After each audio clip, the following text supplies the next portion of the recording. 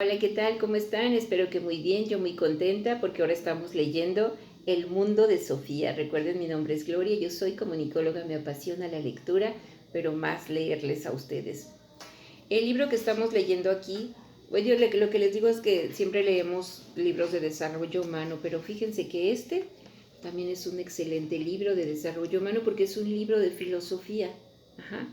Está buenísimo. Como yo ya le digo que yo ya lo leí y la verdad hay mucho que aprender. Pero cuando lo leo la segunda vez, y fíjense que me he dado cuenta que cuando yo me escucho, entiendo más. Me he dado cuenta que digo, porque estoy leyendo y sí comprendo, pero cuando me escucho digo, y se me caen los veintes. Entonces a mí me ayuda muchísimo la lectura, pero más me ayuda a leerles, porque comprendo más y más escuchar. Bueno, pues vámonos con Sofía. Recuerden que ayer vimos la pregunta clave, la primera pregunta clave que le llegó en una cartita a Sofía, que fue, ¿quién eres? Era lo único que venía. Y nos quedamos en la siguiente pregunta, que fue, perdón, la siguiente pregunta fue, ¿de dónde viene el mundo? La casa roja estaba dentro de un gran jardín, y en el jardín había muchos parterres, arbustos de bayas y diferentes frutales, un gran césped con mecedora e incluso un pequeño cenador que el abuelo le había construido a la abuela cuando perdió a su primer hijo. A las pocas semanas de nacer, la pobre pequeña se llamaba Mari. En la lápida ponía, la pequeña Mari llegó, nos saludó y se dio la vuelta. En un rincón del jardín, detrás de todos los frambuesos, había una maleza tupida, donde no crecían ni flores ni frutales. En realidad era un viejo seto que servía de frontera con el gran bosque, pero nadie lo había cuidado en los últimos 20 años y se había convertido en una maleza impenetrable.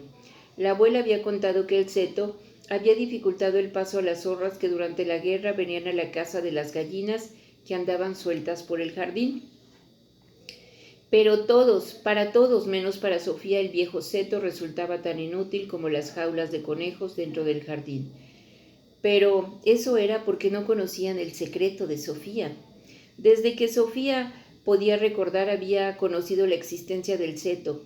Al atravesarlo encogida llegaba a un espacio grande y abierto entre los arbustos. Era como una pequeña cabaña, podía estar segura de que nadie la encontraría allí. Sofía se fue corriendo por el jardín con las dos cartas en la mano. Se tumbó para meterse en el seto.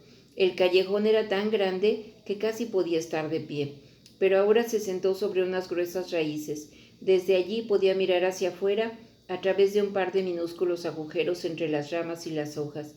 Aunque ninguno de los agujeros era mayor que una moneda de 5 coronas, tenía una especie de vista panorámica de todo el jardín.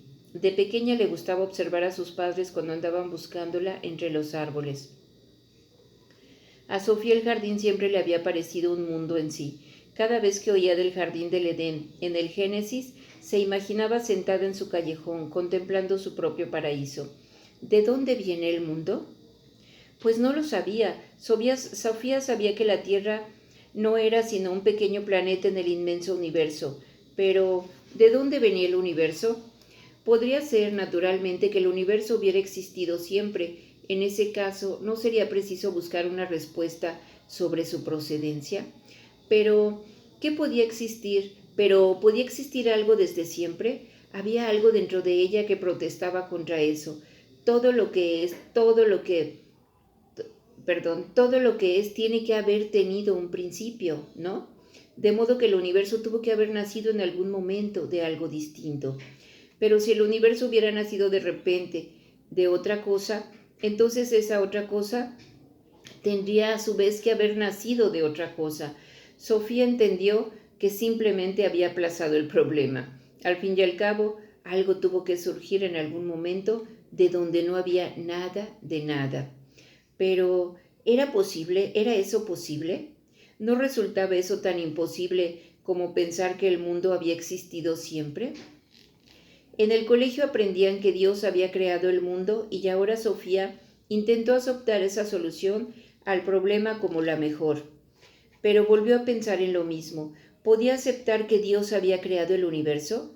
Pero, ¿y el propio Dios qué? ¿Se creó él a sí mismo partiendo de la nada? De nuevo había algo dentro de ella que se revelaba. Aunque Dios seguramente pudo haber creado esto y aquello, no habría sabido crearse a sí mismo, sin tener antes un sí mismo con lo que crear. En ese caso, solo quedaba una posibilidad. Dios había existido siempre, pero si ella había rechazado esa posibilidad, todo lo que existe tiene que haber tenido un principio. Caray, vuelve a abrir los dos sobres. ¿Quién eres? ¿De dónde viene el mundo? Qué preguntas tan maliciosas. ¿Y de dónde venían las dos cartas? Eso era casi igual de misterioso. ¿Quién había arrancado a Sofía de lo cotidiano para de repente ponerla ante los grandes enigmas del universo? Por tercera vez Sofía se fue al buzón. El cartero acababa de dejar el correo del día. Sofía recorrió un grueso montón de publicidad, periódicos y un par de cartas para su madre. También había una postal con la foto de una playa del sur. Dio la vuelta a la postal. Tenía sellos noruegos y un sello en el que ponía Batallón de las Naciones Unidas. ¿Sería de su padre? Pero no estaba en otro sitio. Además, no era su letra. Sofía notó que se le aceleraba el pulso al leer el nombre del destinatario. Ilt Moller Gnag o Sofía Amundsen, camino del Trébol 3. La dirección era la correcta. La postal decía: Querida Hilda, te felicito de todo corazón en tu 15º cumpleaños. Como puedes ver, quiero hacerte un regalo con el que podrás crecer. Perdóname por enviar la postal a Sofía. Resulta más fácil así. Con todo cariño, papá. Sofía volvió corriendo a la cocina. Sentía como un huracán dentro de ella. ¿Quién es esa Hilda que cumplía 15 años, poco más de un mes del día que también ella cumplía 15 años? Sofía cogió la guía telefónica de la entrada. Había muchos Müller, también algunos Gnag, pero en toda esa gruesa guía telefónica no había nadie que se llamara Müller-Gnag. Volvió a estudiar la misteriosa postal. Sí, era auténtica, con sello y matasellos. ¿Por qué un padre iba a enviar una felicitación a la dirección de Sofía cuando estaba clarísimo que iba destinado a otra persona?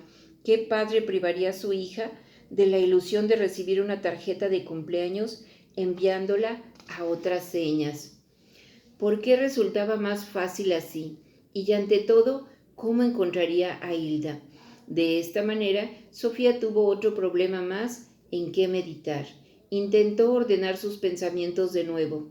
Esa tarde, en el transcurso de un par de horas, se había encontrado con 3 enigmas. Uno era quién había metido los 2 sobres blancos en su buzón. El segundo era aquellas difíciles preguntas que presentaban estas cartas. El tercer enigma era quién era Hilda Müller-Gnag y por qué Sofía había recibido una felicitación de cumpleaños para aquella chica desconocida. Estaba segura de que los 3 enigmas estaban de alguna manera relacionados entre sí, porque justo hasta ese día había tenido una vida completamente normal. ¿Qué tal? Se está poniendo más interesante, ¿verdad? Bueno, pues yo les puedo decir que va a estar mucho más interesante. Por lo pronto, los invito a que se hagan esa siguiente pregunta. ¿Y cómo empezó el mundo? Es una pregunta que pocas veces nos hacemos. ¿De dónde viene el mundo? Vamos a pensarlo un poquito y vamos a ver, porque aquí de verdad es algo fascinante. Esto les va a ir gustando muchísimo. Y vamos a ver quién es Hilda Müller-Gnag. Pero lo veremos en el próximo capítulo, que es el sombrero de copa. Bueno, pues si no se han suscrito, por favor suscríbanse y denle a la campanita. Si les gustó, regálenme un like. Muchísimas gracias por compartir su tiempo conmigo. Chao.